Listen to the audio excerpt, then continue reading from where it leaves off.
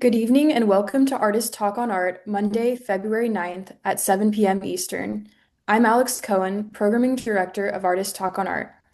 Artist Talk on Art is the world's longest running forum in art history.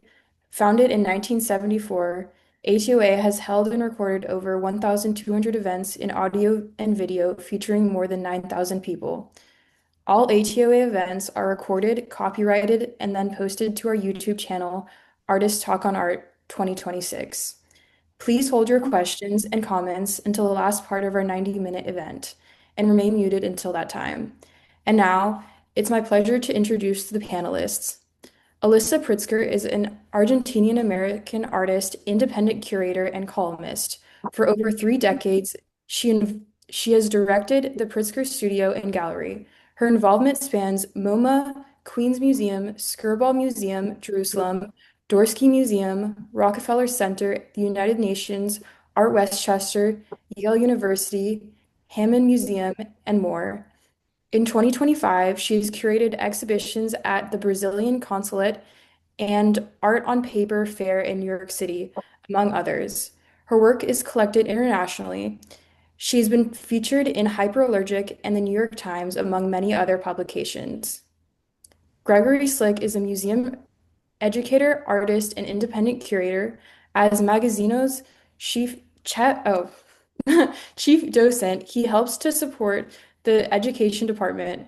Greg provides guided tours, often for school groups, and assists in professional development workshops for educators and students, art making and activities. He is responsible for docent training, and he is a social media presenter for the museum. Time, history, and archaeology feature in his artistic practice. His work has been included in numerous solo and group exhibitions in the US and abroad. He is based in Beacon and Newbury, New York. Nicola Lucchi received his PhD in Italian Studies from NYU in 2026. Prior to joining Magazzino as Director of Research and Education and being recently appointed to Director of the museum, he taught Italian language and literature at Dickinson College and CUNY Queens College, and served as the Executive Director of the Center for Italian Modern Art in New York. He's published research on interwar Italian art and has curated exhibitions on futurism, avant-garde posters, and interwar architecture. And now I'd like to present our panelists. Well, I will take a few words and then we'll go directly to the presentation. Thank you, Alex, for your kindness and presentation. Of course, Doug, for and the group, all the group that prepares the panels, and it's really a pleasure. I was planning to say a few words, like you said, all the resumes and bios, but I really decided to talk about my personal experience with Magazzino. I went the first time when the museum opened, and I said, wow, this is really to be proud to be a Hudson Valley resident. Magazzino is located in Cold Spring, and I had the experience to talk to the founder, the owner of the museum, or co-owner, and she explained why they picked Cold Spring, etc. And then recently I visited again when they did the expansion, and really we have to be proud, and I encourage everyone that is tonight in this, attending this panel, to visit. You cannot escape to visit Magazzino. It's a world-class museum. The art, the building, every detail is taken care of. We have to really be proud of having this museum in the Hudson Valley. I want to thank Greg, a good friend and colleague, to accept to be present, and nice meeting you, Nicola, and congratulations on being the director of the museum. And please begin the presentation, because I'm eager, I guess everybody's eager to know about Magazzino. Museum. Thank you so much, Elisa, and thank you so much also, Alex, for the introduction. I will just say that I only wish that my PhD was from 2026 because that would probably take away 10 years from my age. Alas, it was a 2016 affair, but here we are, nevertheless, looking to the future. And we do so from Magazzino. I hope everyone can see my screen at this moment. Yes. Excellent. And I'm very grateful on behalf of the entire museum and also on behalf of our founders, Nancy Olnick and Giorgio Spano, for this invitation, and particularly to Greg, who is not only a fantastic artist, but precisely he also serves as chief docent of the museum, and in that capacity really brings to life what we have really been trying to focus on in the last couple of years at the museum. The museum has an incredible collection of post-war Italian art, and we'll tell you more about that in just a second. But we are really trying to make a concerted effort to make education the center point of our activities with the public. So that is what this presentation is about, and Greg is really an important part of that. We have tried to organize this presentation neatly so that as it is being recorded, it will be also easy in the future for people to find different points within the conversation. So we have a little table of contents here for you. We will begin with a quick illustration of Magazzino's mission and the idea of the museum as a total work of art. Then we will delve into the work of our education department. Then we will talk about the role that docents have in museum education and specifically in our museum. Then we will talk about some of the methodologies that we use, especially with groups. Of course, education is an umbrella term, right? And when it comes to a museum, it goes from tours to the occasional visitor to more concerted efforts done with the schools or with groups. And some of the methodologies that we use are these object-based learning, and then also content and language integrated learning, which is something that speaks to the specificity of a museum dedicated to Italian art that we can put on the table as part of our educational offering. Then we will go through a couple of case studies, and then it will be time to draw some conclusions. So with that in mind, I would turn the platform to my colleague, Greg Slick. Thank you, Nicola, and thank you, Alex and Elisa, for that wonderful introduction. So I'd like to speak a little bit about Magazzino's mission. So we are, as Elisa mentioned, located in Cold Spring, New York. We're on 2700 Route 9 North.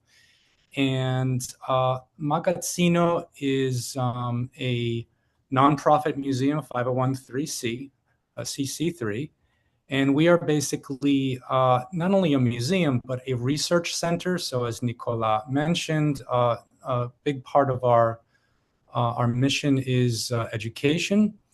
The umbrella idea is to be a museum for post-war and contemporary Italian art, but our focus is, for the most part, Arte Povera, which is a radical Italian art movement that began in 1967 and ended in 1972. But the long shadow of Arte Povera truly reaches us into the present. So it is an art movement that has had tremendous ripple effect art historically.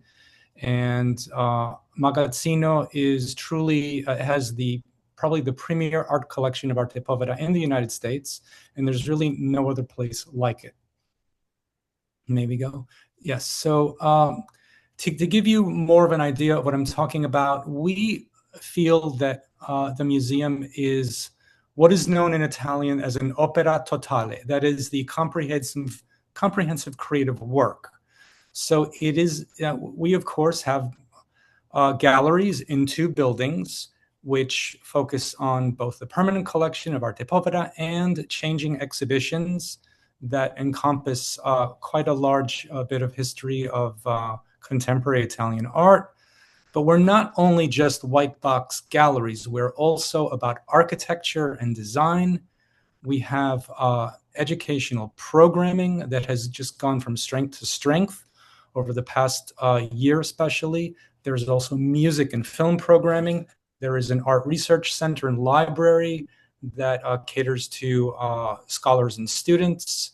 We have an amazing cafe, Cafe Sylvia, with authentic Italian food. We really consider our chef to be an artist in residence, and it has a farm-to-table ethos.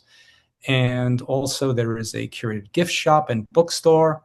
And the whole thing is spread out on 9 acres of landscaped acres of the Hudson Valley Highlands. We have farm animals, donkeys, and chickens. And this, of course, really gives this very cohesive, comprehensive feeling of being somewhere in Italy, especially when you visit in better weather. Right now, it might be Italy of, the Dolomites or something. Yes, of the Olympics is the Winter Yes, Olympics. it's the Italy of the Olympics at the moment. So the main takeaway, of course, is that we have an organization that has situated itself really in a cradle of art. So the Hudson Valley, as everyone I'm sure knows, is a place that has drawn artists and later galleries and art institutions for, since the 19th century. So we situate ourselves in this very special and unique environment. Excellent. And with that in mind, so the activities that we're trying to develop more and more within our museum is focusing on education, which is something that we have begun to do in earnest last year with public schools. Of course, we are thinking about, like I said before, education in general. We are open to of course, every visitor, to any group that is requesting a tour. We are thinking about families as well for the near future, but we wanted to really start from the public schools in our areas and think about ways in which coming to the museum would not only be the occasional field trip, but really something that can be built in dialogue with the curriculum of the schools, like trying to involve teachers in our programming and thinking the programming together in a way to support their work in the classroom and vice versa, us being part of their educational experience. This takes the form of docent-led tours that are part always of our visits, but it's also there's things that we do with study days that are open to scholars as well as to a broader public, and workshops, of course, that can be both for students, but also for teachers, because we want to make sure that teachers know about the opportunities of the museum. And sometimes the first round of outreach, in a sense, has to be made to teachers and administrators even before one can actually reach the students. We then also have a research center and library, which has been established since the very beginning of our museum, which is almost 10 years ago in 2017. And it's a relatively important library, I would say, about 7,000 titles, including some rare and archival materials. And the strength of this library is that it's a specialized library. It really focuses on arte povera and post-war Italian art. There are also other books, but those are really our strengths, and therefore it makes for a certain intensity of focus that a scholar can enjoy, because it gives an opportunity to spend a day at the library and really manage a number of researches at the same time that can be conducted. Additionally, since February of last year, the catalog of this library has been available online, which is a big step for us. Before that date, nobody could, frankly, find out about our titles, unless they would visit. And nowadays, it is possible to conduct a research online, find which books are available. If one cannot travel to come and visit, we can scan parts of the books and send them to scholars. So it's become a real service to the community of scholars worldwide in a way that up until that point was not possible. And the final addition that has really made it full circle for both the scholars and the graduate students, as well as children, is the inauguration of an education center, which is a special room that allows us to engage with art more hands-on. So not only through tours and through scholarly research, but really taking things into our own hands with really, we have experienced this from children as young as 3 and 4 to adults, and the kind of furniture that we were able to bring together and the art supplies really make for experiences that are very varied and that have been so far successful. As part of our commitment to provide greater access to these resources, we have decided that all of our programs are free for all the public schools in our local county, which is the county of Putnam, as well as to all of the surrounding counties and to all Title I schools nationwide. Title I schools are the public schools that receive most federal funds based on the incomes of the parents of the children that are attending the schools. And so we're basically trying to, put as much resources as we can towards the realities that have the most need in terms of support to make this possible in the first place.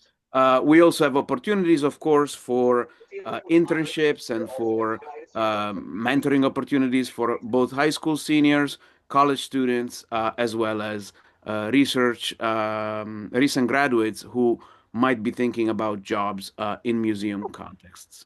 We're also thinking about the future from the point of view of the research center. Of course, we have always need to bring in new scholarly publications, so that's something that we actively pursue and purchase.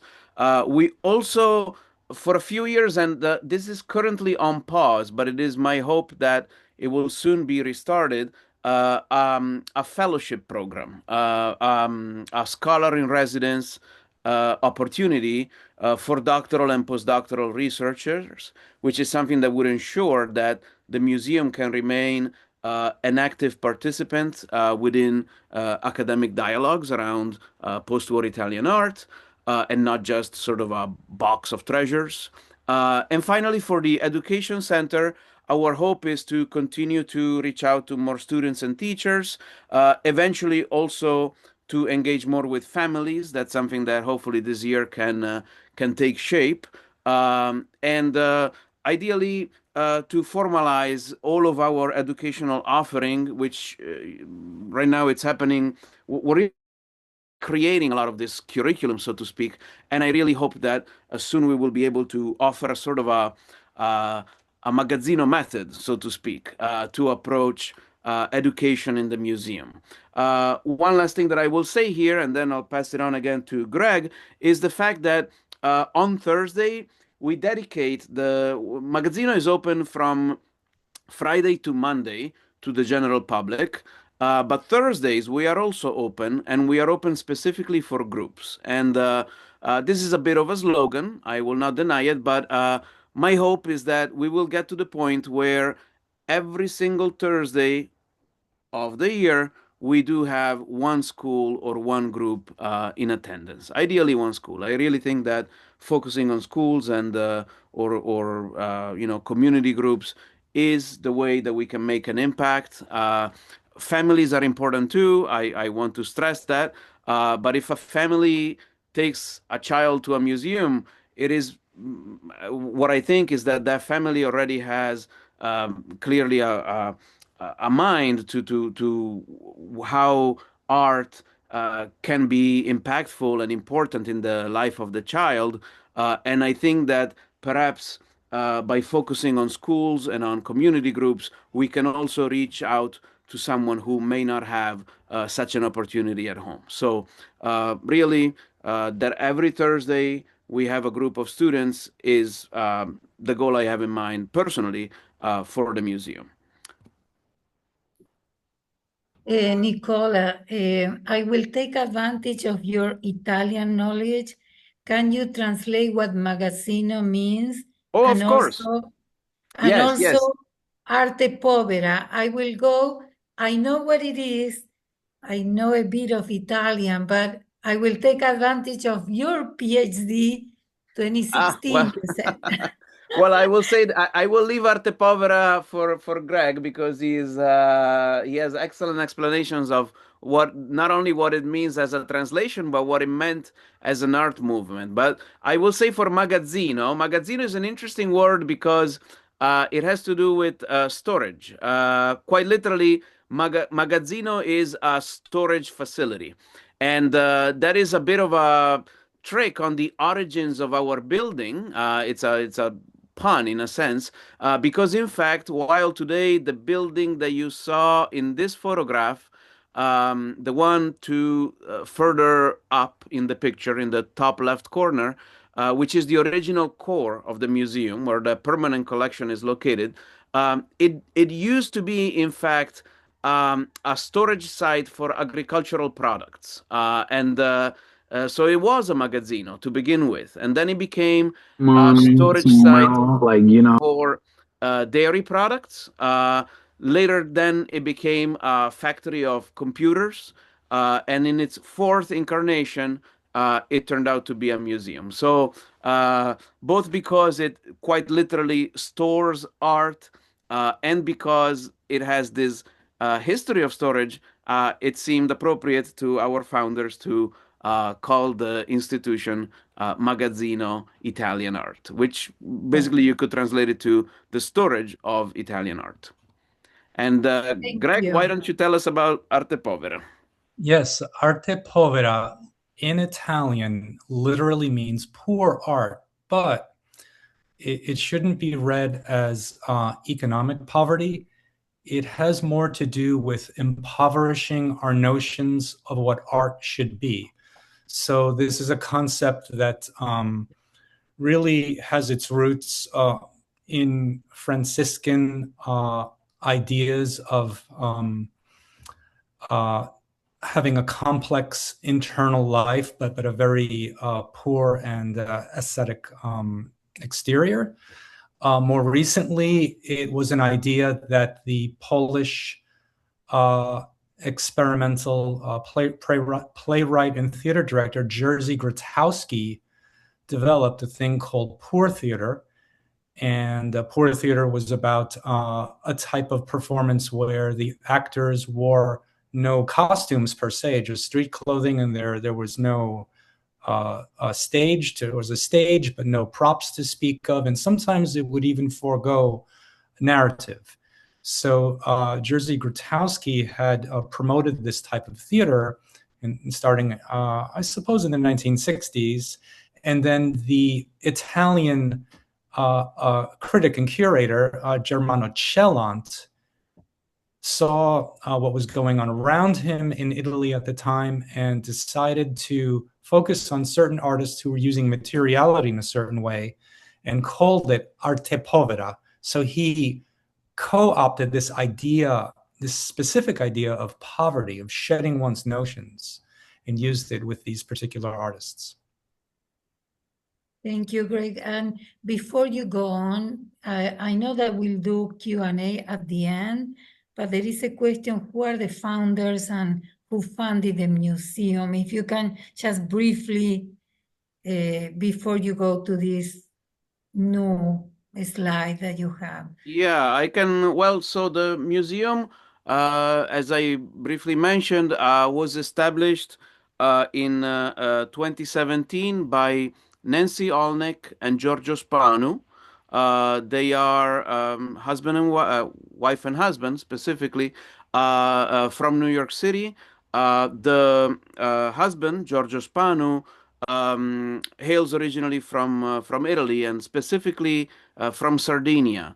And one of the typical elements of Magazzino are, in fact, these Sardinian donkeys that are part of his youth, in a sense, and are still with us as an emblem, if you will, of Italianness in the Hudson Valley.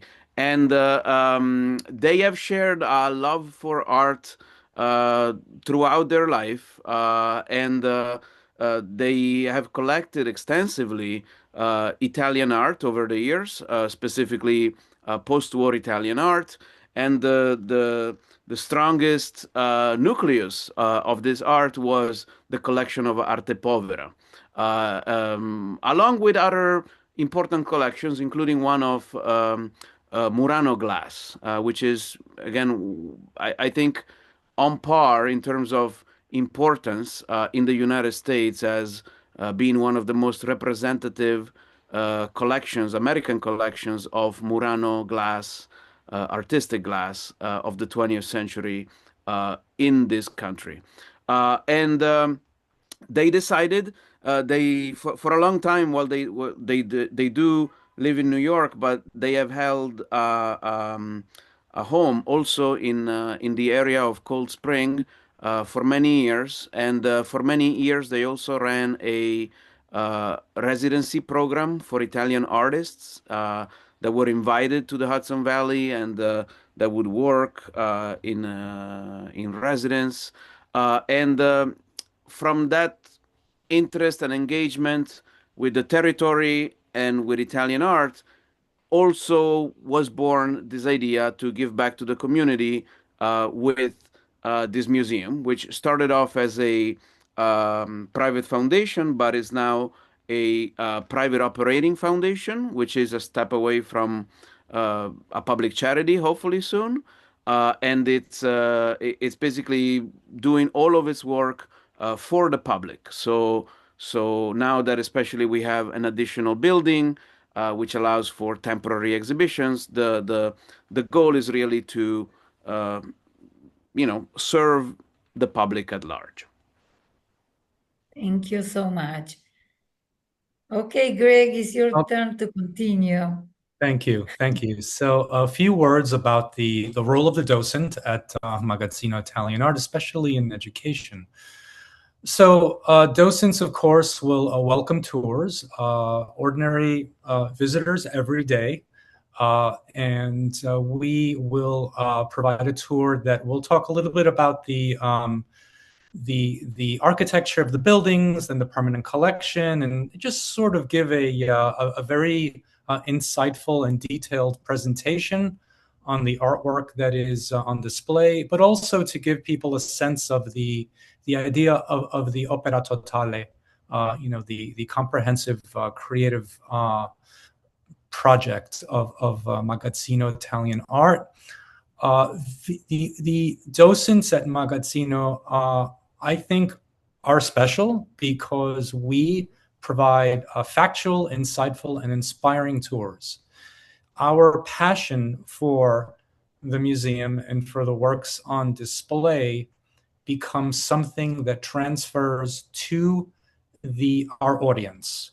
So people don't just leave the museum typically and think, oh, okay, that was interesting. They will say, we will get emails from visitors and sometimes postcards and letters saying, my goodness, my understanding of this part of art history, this Italian art history, is amazing. It's been completely enriched and transformed. So this is what we try to do. We try to inspire.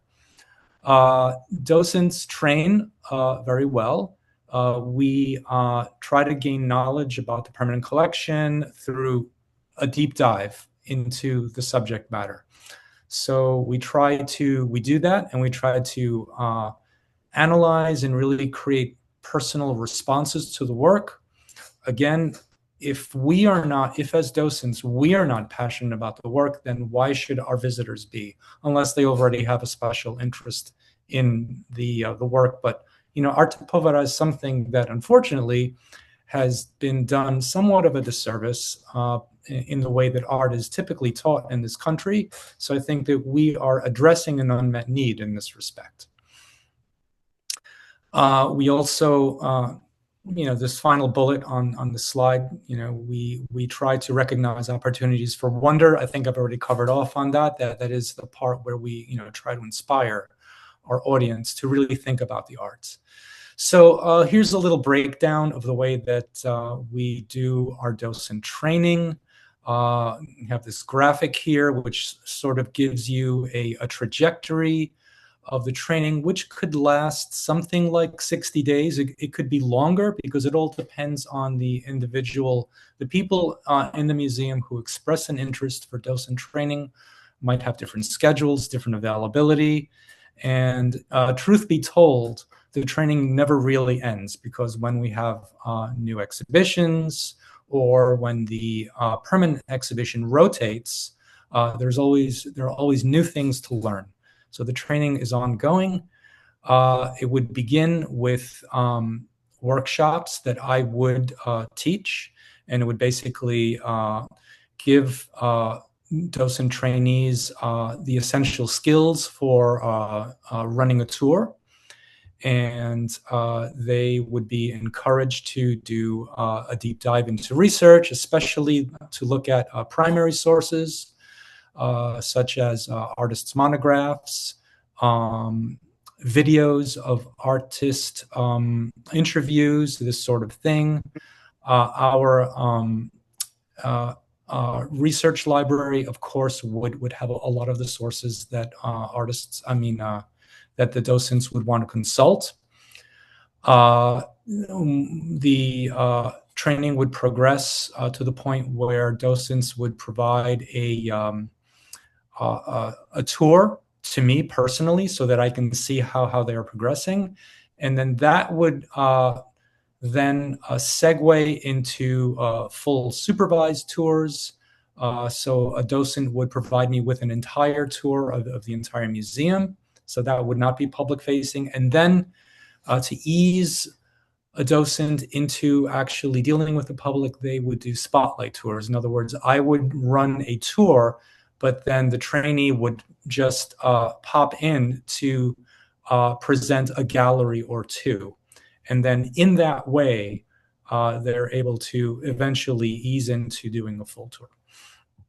So what is important here is that docents then have to become the face of the museum. They really have to represent what we stand for in terms of our ethos, and of course, in terms of presenting the whole opera totale, and just really arguing for the validity of what we're presenting here as a museum. I think that's really important.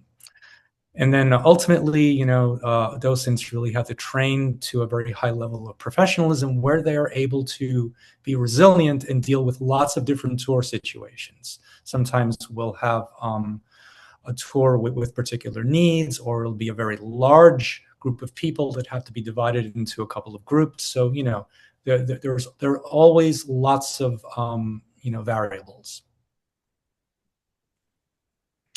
So just a little more granular information in terms of how the docents do their research. So as I mentioned before, they will look at primary sources, and they will do their research partly in the research center, art library. And it is really incumbent upon the artists to keep very good notes, because from those notes, they will then develop a type of a script for how they will deliver on talking about each piece in a gallery. So this isn't meant to be a script verbatim. It's really more about talking points. So, you know, they're able to use these narratives as springboards for their presentation, which I explain to docents in training. A presentation really is a performance. So it's not just someone leading a tour around and providing a lot of trivia. It really has to be the kind of thing that shows passion for art that was passionately created. Because one of the things that docents really have to convey is that these artists, there was a lot of at stake for these artists. So it wasn't just that they were trying to make some art and get out in the world. They were making very radical art that wasn't respected largely in their time, in the 1960s. So they had to make a case for the validity of their own art, and everything was at stake for them. They're standing within their peer group, they're standing with their family, with other artists, their bank accounts, their very sanity. So this is really the drama that's behind all of the art. So one of the underpinnings of the way that we talk about the art, the way that we, especially when we have groups of students who will then go on to, they'll have a tour, of course, and then they will go on to engage in several activities at the museum. Part of that could be art making as well. One of the underpinnings of how all of that works is object-based learning, or OBL. So this is really a key feature of our educational initiative, because we try to really create this way of thinking that's critical and creative. We really try to engender that. And that is done through hands-on, close observation of the works on display, hands-on learning, and also what we try to show is that the very materiality of the work that's on display is really integrated in how we teach. So you'll find that when we do this sort of close looking and deep dive with the works that are on display, this then empowers the teachers. So any teachers who are involved in this process, especially with professional development workshops, it will give them tools that will be able to help their students in any field of study. Object-based learning continued. The artworks on display, of course, represent a great deal of concepts, not only in the artist's practice, but also in art history in general. So, for example, in the work of one of the artists who was in the permanent collection, Mario Merz or Alighiero Boetti, formulas, scientific formulas and mathematics are very prominent. And of course, when we are able to unpack how numbers play into the works of art themselves, this can then translate into learning more about mathematics and how mathematics and science, for example, find a common ground. So some other subjects that we might be able to cover off on by looking at the artwork could be science, geography, language, politics. All of these things are always in play. Why is this close looking at art objects important? It's because it really affords students this very important quiet space in which to slow down and focus on one single thing. They can, amongst themselves and with the teachers, engage in meaningful dialogue. They can acquire further knowledge, not only about the works themselves, but about Italian history in general. And they can improve, of course, their critical and thinking and perspective taking. And of course, take that knowledge and apply it to other fields. So the key takeaway here is that OBL is learner-centered. So therefore, its effects have a very long shadow. They are lasting. Yes.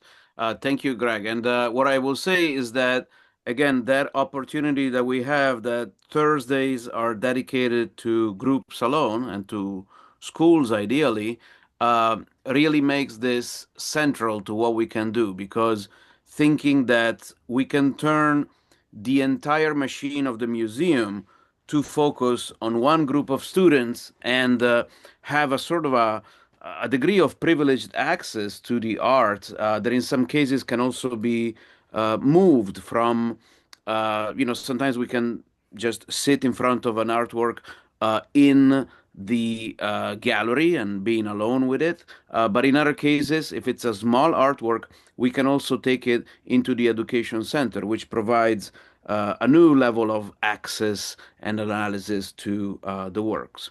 But the other thing that I want to talk about is another one of these methodologies that we employ in our work with students, and that is specific to, I will say, a little bit my background in Italian studies, but also I think it fits well with the character of the museum, which presents its nationality in a sense, the fact that this is Italian art after all.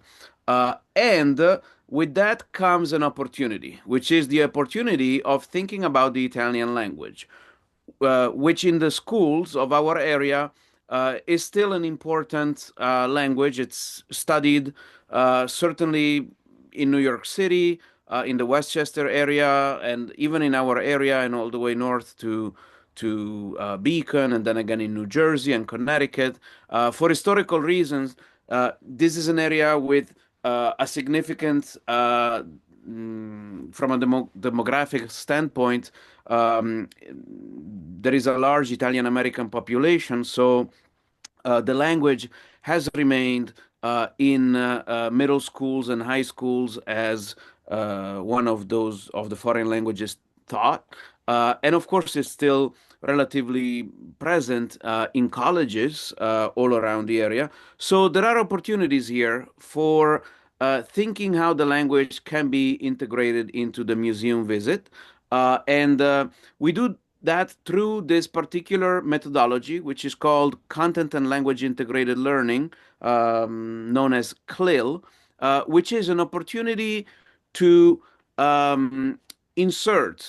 use the language to learn about another discipline. So instead of learning the language just by rote repetition or grammar exercises in a book or things that are not ultimately relevant to the lived experience of the students, you give the students an opportunity to enter a real world scenario, which is the museum, and they must, they're basically forced to negotiate meaning and their discussions in the target language, which is something that puts you on the spot and reinforces by relevant practice the linguistic points that you're also trying to understand.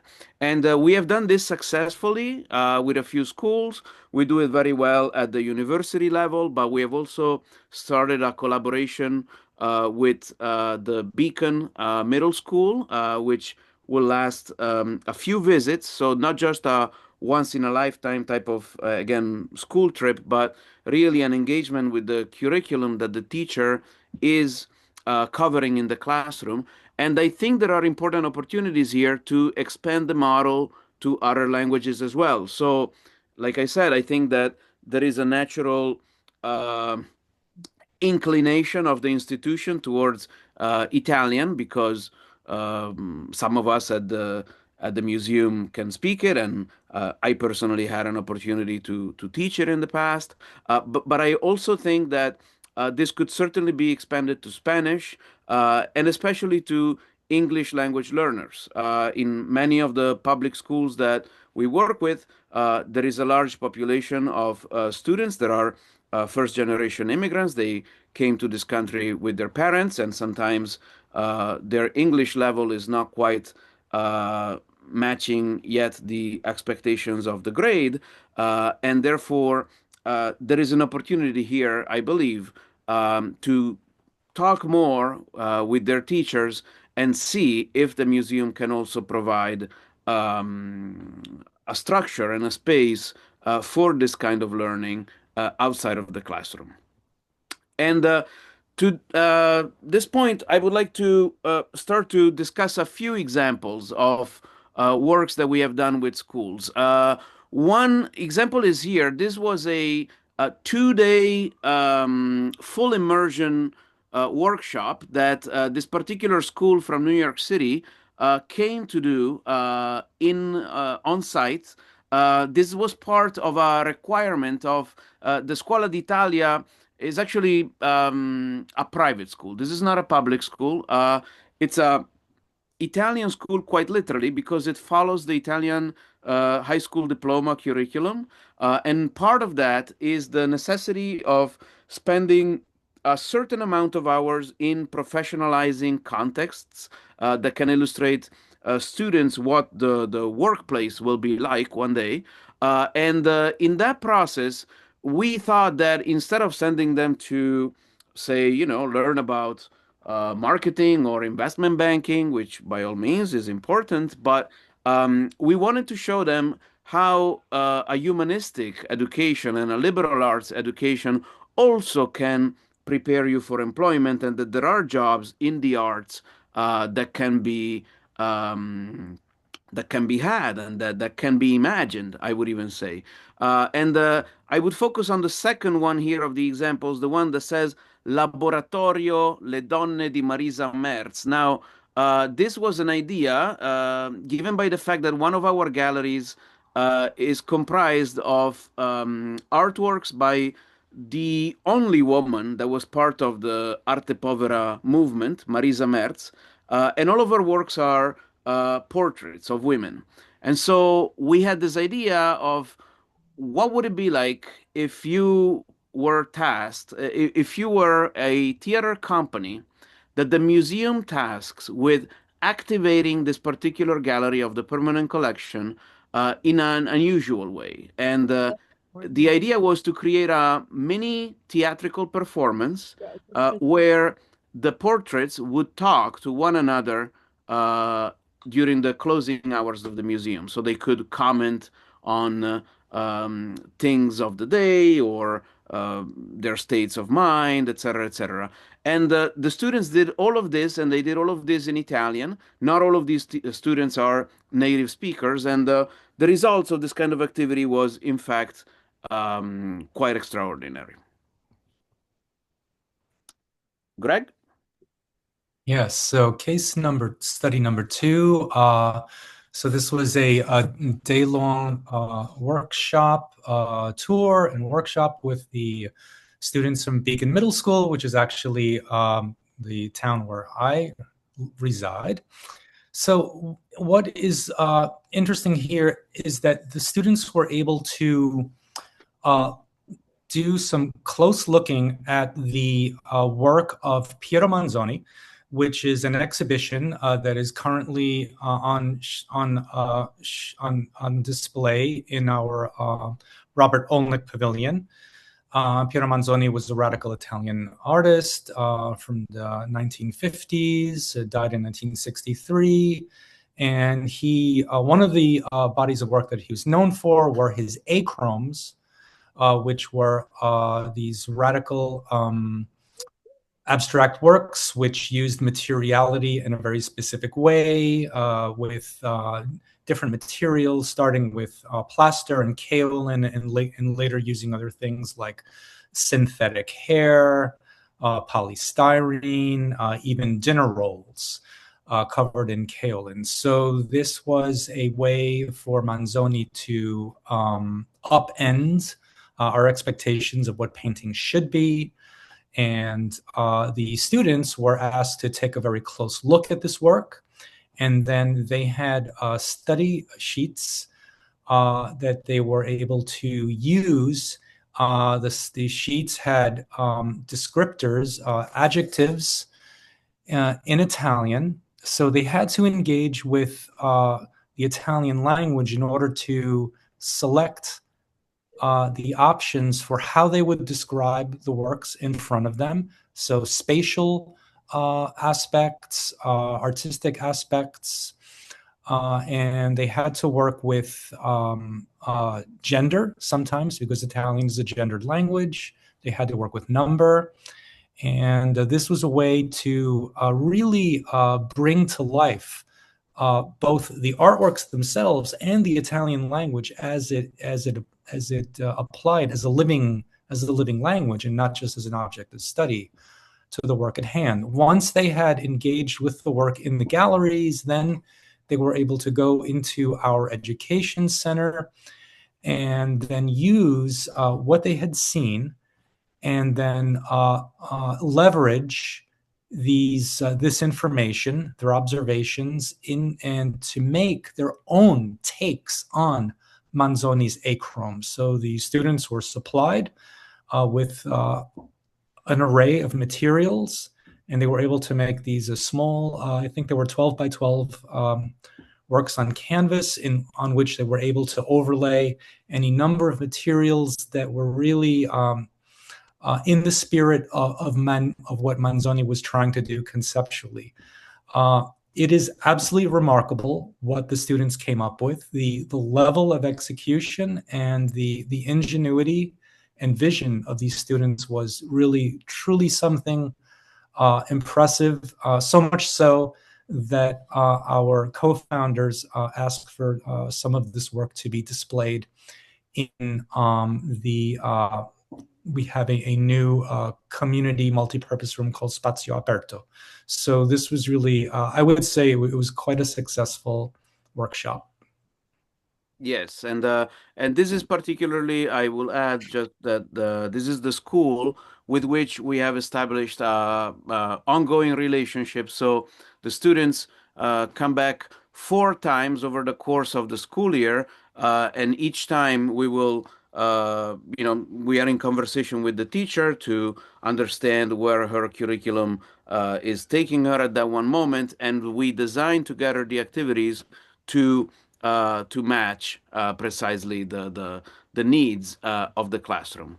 And the last example that we want to show you is from this case, which is not a school, but in this case it's a community group, the Haverstraw African American Alliance, which came to us during the summer. This was part of a summer camp visit. And again, it was a day-long engagement with these students.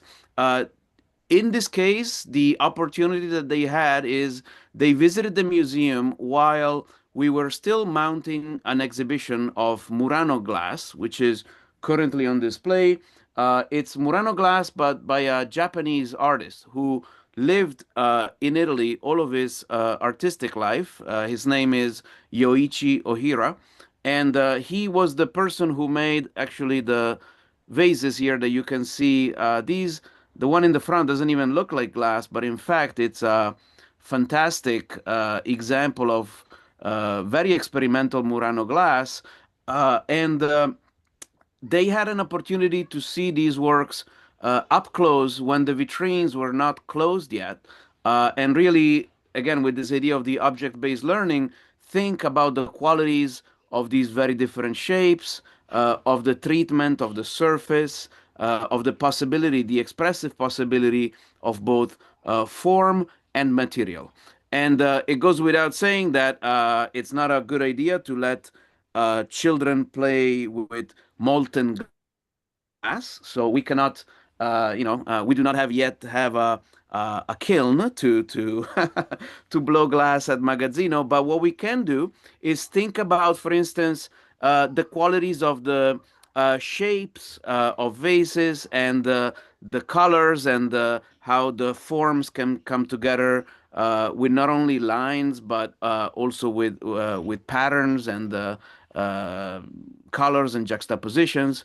And this was an exercise where we used drawing and then collage and the ripped paper to create all sorts of vase forms. So taking the vase as a artistic form, as a pretext to explore all of the various possibilities, expressive possibilities that this particular form can engender.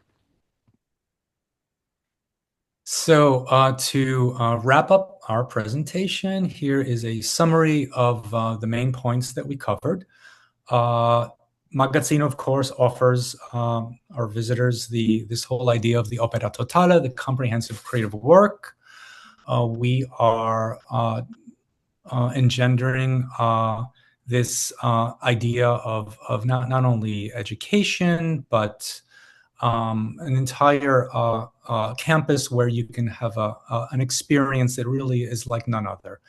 We're poised to become a leading resource for the study of post-war and contemporary Italian art in the US. We want to provide access to very easy and often free access to education.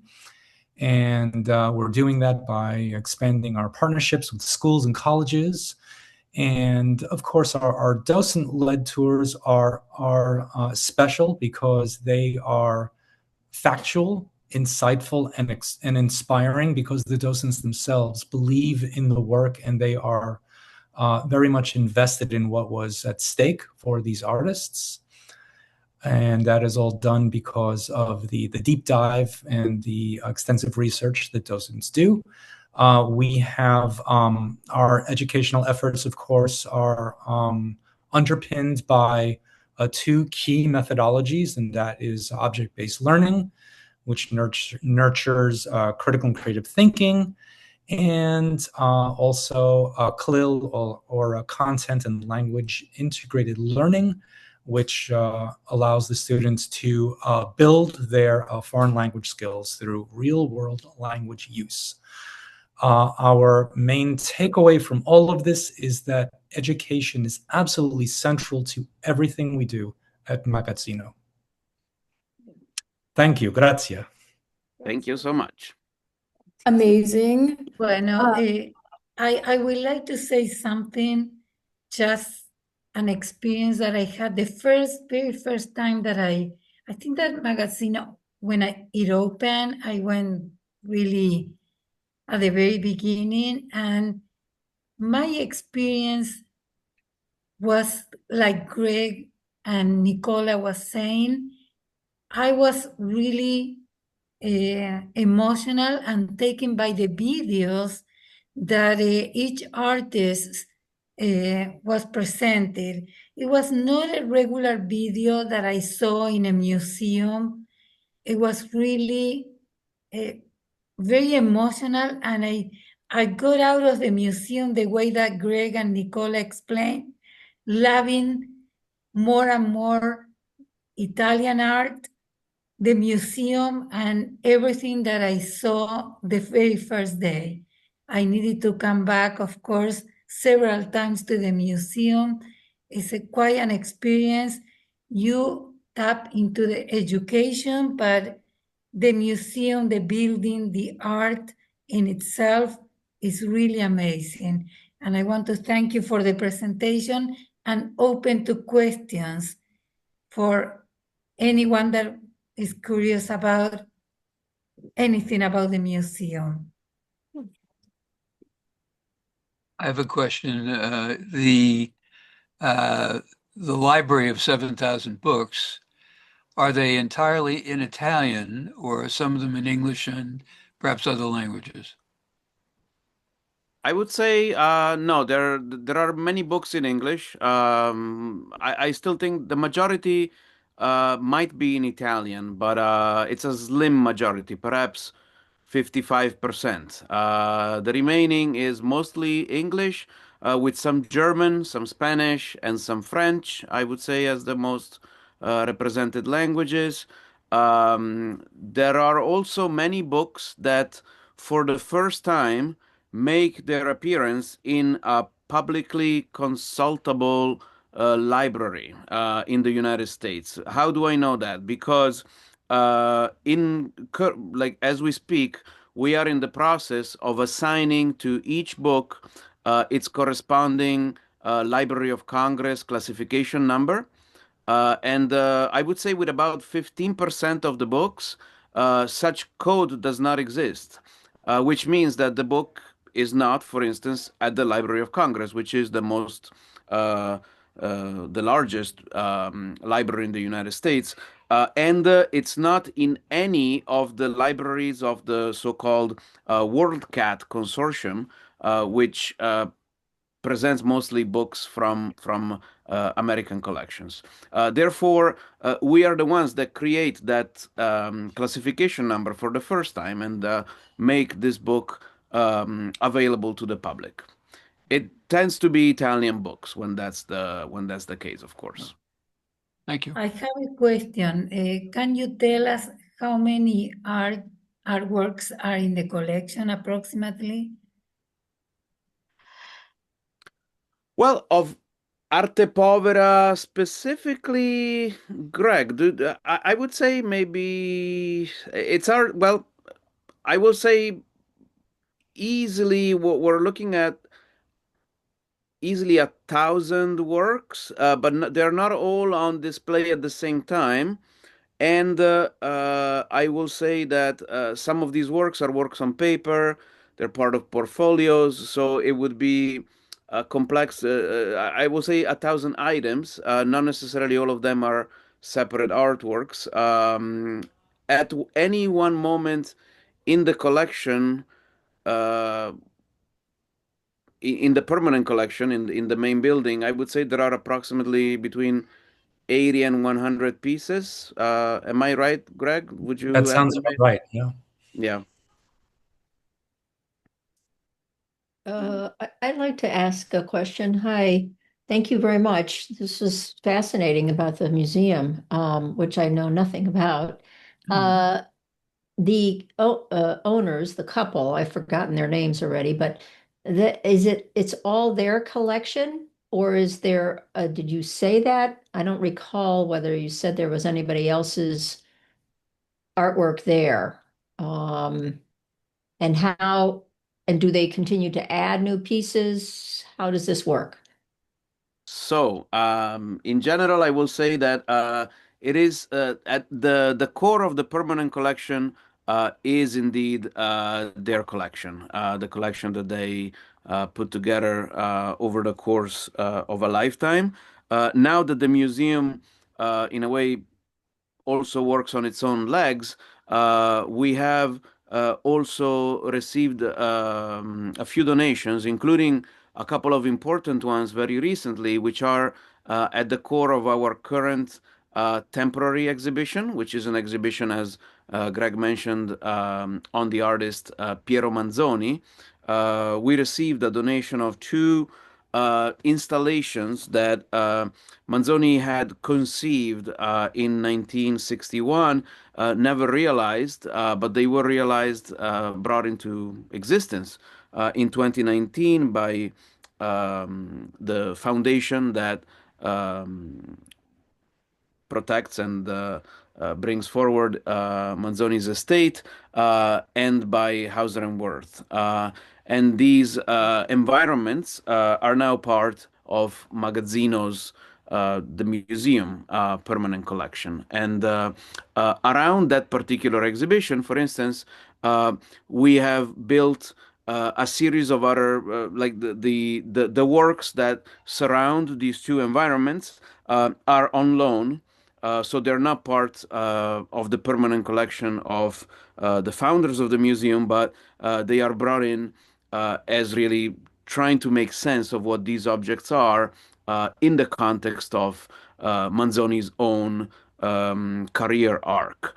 And that's what we usually do for many of the temporary exhibitions. So it is possible that beyond Arte Povera, our founders also have representative nuclei of other Italian artists. But if we were to make a complex temporary exhibition, we would go absolutely to search for loans as needed in terms of, the kind of curatorial work that would have to go into presenting a compelling temporary exhibition.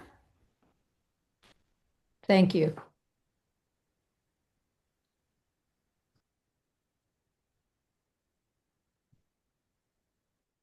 Does anyone have any more questions? You can put it in the chat or you can just unmute yourself, either way. Yeah, I have a question. Go ahead. Yes. Yeah, hi. I'm Frank Palaya. I hear upcoming show at Magazzino is by the Italian artist Bruna Esposito.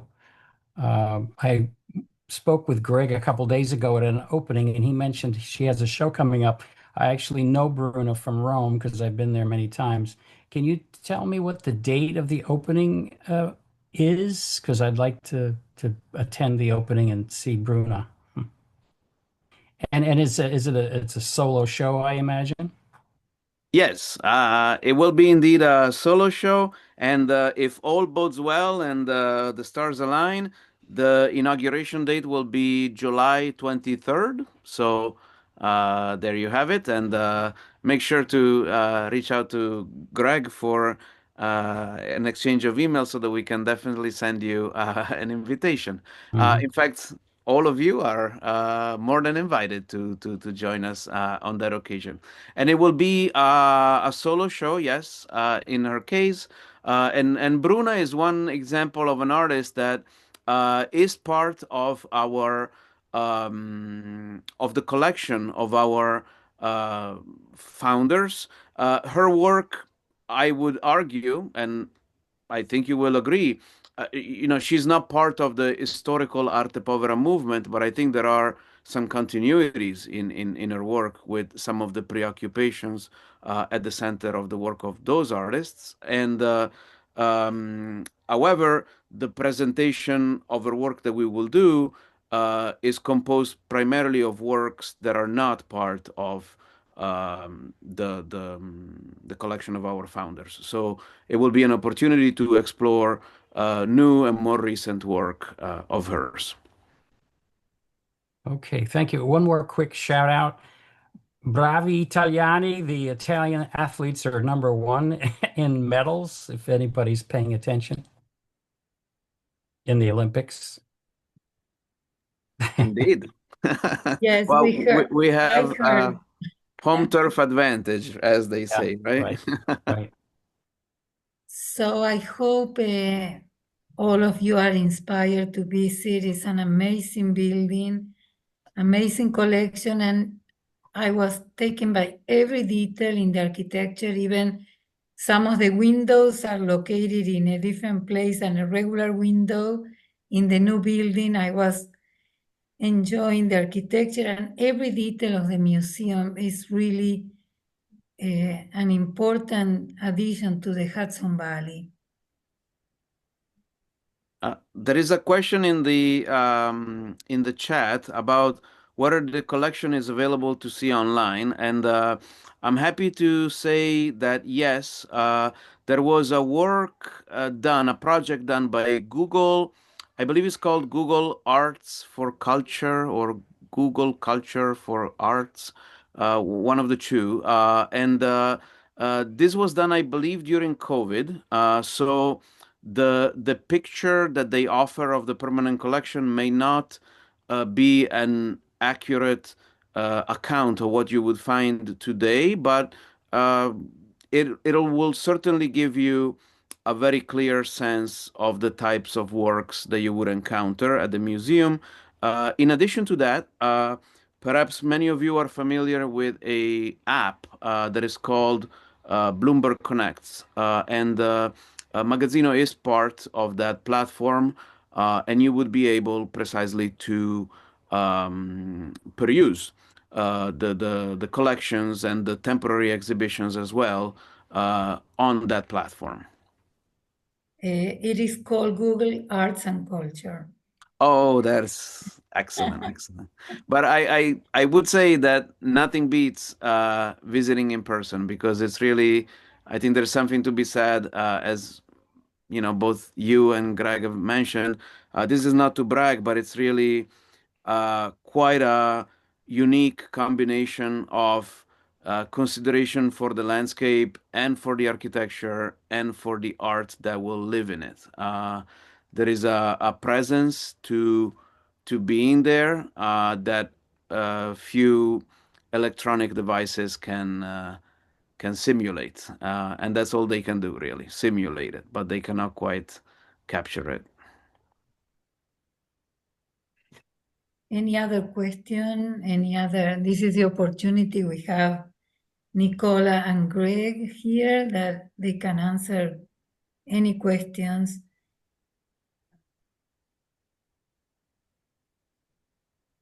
Well, I have a question for Greg, if he doesn't mind me putting him on the spot for a second, because we're here talking with artists about art, and I wonder how he, as an artist, has embraced also this sort of life as a chief docent. Like what have you brought of your being an artist into the role, and what do you think that the museum or the role has given to you as an artist? That's a great question, and I really appreciate that you are asking me that. You know, when I first started working at Magazzino, I was there as a gallery attendant. So I was, going to work and, having my responsibility was to protect the art, but also, to occasionally speak to people about it and, offer some insights, but all within keeping, with the official message that we would disseminate about the work itself. And being around the work day in and day out, it really, it was an exercise really in object-based learning, actually, for me personally. So I was able to just do some close looking at the work and really try to understand what the artists themselves were trying to do. The work, I always feel that art has a muteness to it, but it wants to communicate, but you've got to give it time. It's slow learning, it's slow looking, this kind of thing. So I would say that now, fast forward to being the chief docent at Magazzino, I would say that there is an aspect to thinking about the art and presenting it that really does indeed come from my heart, like from where I'm coming from as an artist. I understand what artists are trying to do sometimes, and I understand the what's at stake. So I'll give you an example. I would say all of the Arte Povera artists had something to contend with, and I tend to tell visitors that it is the burden of legacy. So the Arte Povera artists, they all came up in the world in the 1950s, 1960s. They trained with canonical materials.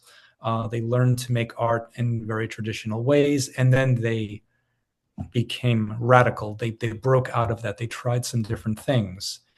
And the burden of legacy is that in a country like Italy, you can't go 10 steps without tripping over an antiquity, or perhaps the church on the corner, no doubt, has a Caravaggio hanging, So you've got, as one of these artists, you had to deal with both the blessing and the burden of all of this great art, 2,000 years of American art. So here you are making your radical contemporary works, and then your family is looking at the stuff you're making and saying, "Oh, okay, kid, that's interesting." And your professors and your peers are saying, "Oh, that's okay, but so-and-so did that a lot better in the 14th century. And you know what, kid, maybe you should get a real job." So I think that this burden is something that I felt in my own American version of that. And I have European artists who have certainly felt that type of pressure. They've all talked about it. So that is an example of that personal connection to the artist's journey and making art that I bring to, talking about the art at Magazzino.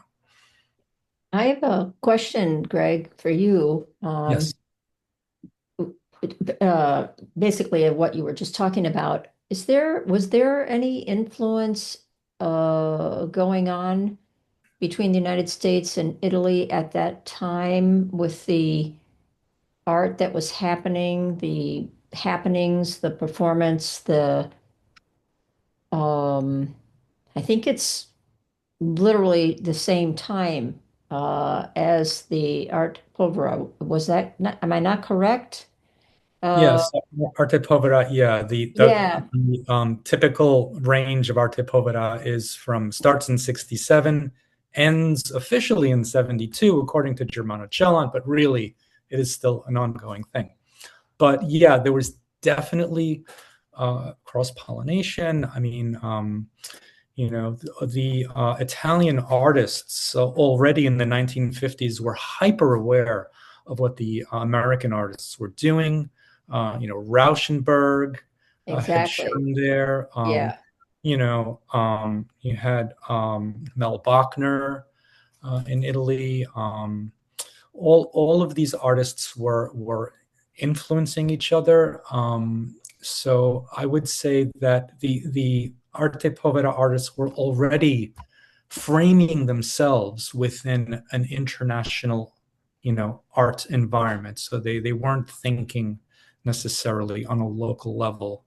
Certainly, even from the get-go, they were seeing themselves on a bigger stage and very hyper aware of what was going on internationally, and especially when you go into the 1950s, as with Piero Manzoni, who is a direct precursor to Arte Povera. He was operating out of Milan, and there, you certainly had a very international avant-garde art scene going on, and there were extensive networks connecting Milano and Manzoni himself to what was going on in Germany, Denmark, Holland. So yeah, none of this stuff was happening in a bubble. Certainly not. Yeah, I seem to recall reading that. I just kind of wanted you to confirm it for me. Because I haven't done a lot of reading about the Art Povera movement in Italy, although I know something about it, and I seem to recall that everything was going across. Artists are still obviously doing that more so than ever because we're so global at this point. And it must have been interesting how things were traveling at that time versus how things travel today. But anyway, Yeah. I yes, I wanted to tell a personal experience with Italian artists and galleries. And in the north, especially, I was chatting with an Italian gallerist and was mentioning that they have the freedom and the curse to have the Renaissance on top of them. So I guess that I want to just concur with Greg that they were really an avant-garde movement, and in a moment that, even in the 90s, many young artists, they felt like, you have Da Vinci and Leonardo all over the place, and the difficulty to break with, new things. And I can imagine in the 50s and 60s to create the kind of art that you can see at Magazzino. I just want to say that many artists nowadays, they feel still the Renaissance on top of them, It's just very, very intriguing to see the art that the museum has, the collection, really.